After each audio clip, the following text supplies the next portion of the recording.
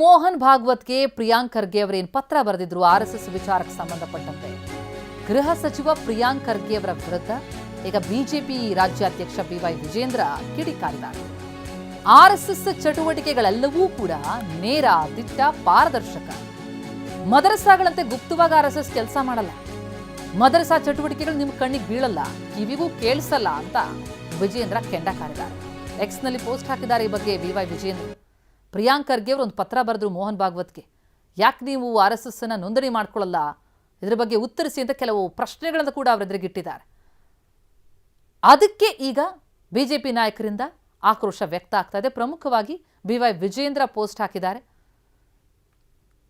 ನಿಮಗೇನು ಉತ್ತರ ಕೊಡಬೇಕು ಅದನ್ನ ಮೋಹನ್ ಭಾಗವತ್ ಅವರು ಸರಿಯಾಗೇ ಕೊಟ್ಟಿದ್ದಾರೆ. ನಿಮ್ಮ ರಾಜಕೀಯ ಬಂಡವಾಳ ಅದರಿಂದ ಗೊತ್ತಾಗ್ತಾ ಇದೆ. ಜೊತೆಗೆ ನಿಮಗೆ ಮದರಸಾಗಳಂತೆ ಗುಪ್ತವಾಗಿ ಆರ್ಎಸ್ಎಸ್ ಕೆಲಸ ಏನು ಮಾಡಲ್ಲ, ಮದರಸಾ ಚಟುವಟಿಕೆಗಳು ನಿಮ್ಮ ಕಣ್ಣಿಗೆ ಬೀಳಲ್ಲ, ಕಿವಿಗೆ ಕೇಳಿಸಲ್ಲ. ಆರ್ಎಸ್ಎಸ್ ಚಟುವಟಿಕೆಗಳೆಲ್ಲವೂ ಕೂಡ ನೇರವಾಗಿದೆ, ದಿಟ್ಟವಾಗಿದೆ, ಪಾರದರ್ಶಕವಾಗಿದೆ ಅಂತ ಬಿವೈ ವಿಜೇಂದ್ರ ಪೋಸ್ಟ್ ಹಾಕಿದ್ದಾರೆ. ಅವರ ಪೋಸ್ಟ್ ಗಮನಿಸ್ತಾ ಇದ್ದೀವಿ.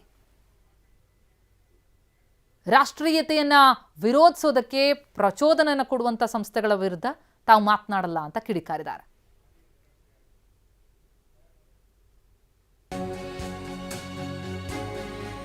ಇನ್ನು ಮೋಹನ್ ಭಾಗವತ್ಗೆ ಪ್ರಿಯಾಂಕ್ ಖರ್ಗೆ ಪತ್ರ ಬರೆದಿದ್ದಕ್ಕೆ ಪ್ರಿಯಾಂಕ್ ಖರ್ಗೆ ಅವರಿಗೆ ನಾರಾಯಣ್ ಸಾಬಾಂಡ್ಗೆ ಪತ್ರ ಬರೆದಿದ್ದಾರೆ.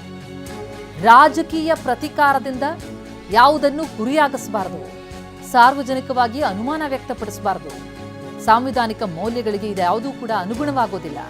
ಕಾಂಗ್ರೆಸ್ ಆತ್ಮಾವಲೋಕನವನ್ನ ಮಾಡಿಕೊಳ್ಬೇಕಾದಂತಹ ಸಮಯ ಇದು.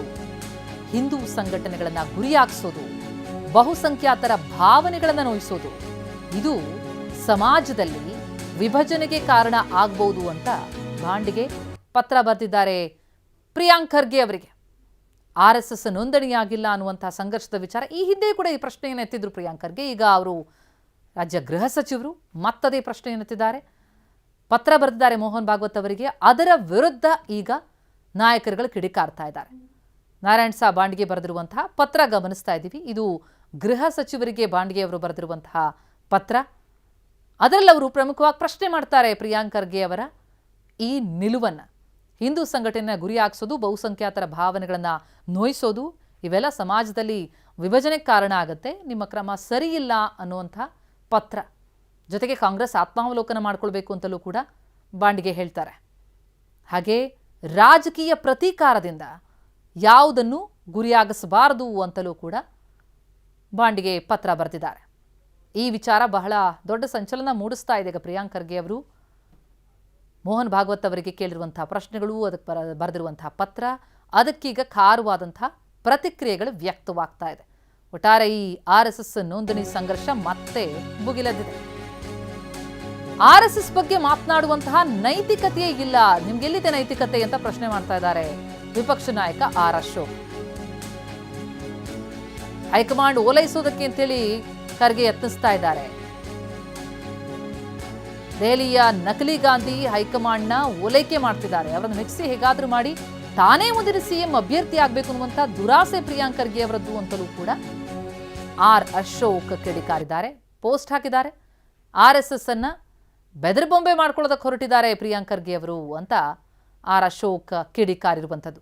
ಸದಾ ಸಮಾಜದಲ್ಲಿ ಸೈದ್ಧಾಂತಿಕ ವಿವಾದವನ್ನು ಸೃಷ್ಟಿ ಮಾಡಿ ತನ್ನ ರಾಜಕೀಯ ಬೇಳೆ ಬೇಯಿಸ್ಕೊಳ್ಳೋದಕ್ಕೆ ಇವರು ನಡೆಸ್ತಾ ಇರುವಂತಹ ಕುತಂತ್ರ ಇದು, ಒಳಸಂಚು ಇದು. ಪ್ರಜ್ಞಾವಂತ ಕನ್ನಡಿಗರಿಗೆ ಇದು ಅರ್ಥ ಆಗದಷ್ಟು ರಹಸ್ಯವಾಗೇನು ಉಳಿದಿಲ್ಲ. ದೇಶದ್ರೋಹಿಗಳ ರಕ್ಷಕರಿಗೆ, ದೇಶ ವಿಭಜಕರ ಮಿತ್ರರಿಗೆ ಆರ್ಎಸ್ಎಸ್ ಅನ್ನ ಪ್ರಶ್ನಿಸೋ ಯೋಗ್ಯತೆ ಇದೆಯಾ ಅಂತ ಪ್ರಿಯಾಂಕ್ ಖರ್ಗೆ ವಿರುದ್ಧ ಖಾರವಾಗಿ ಕಿಡಿಕಾರಿದ್ದಾರೆ ಆರ್ ಅಶೋಕ್.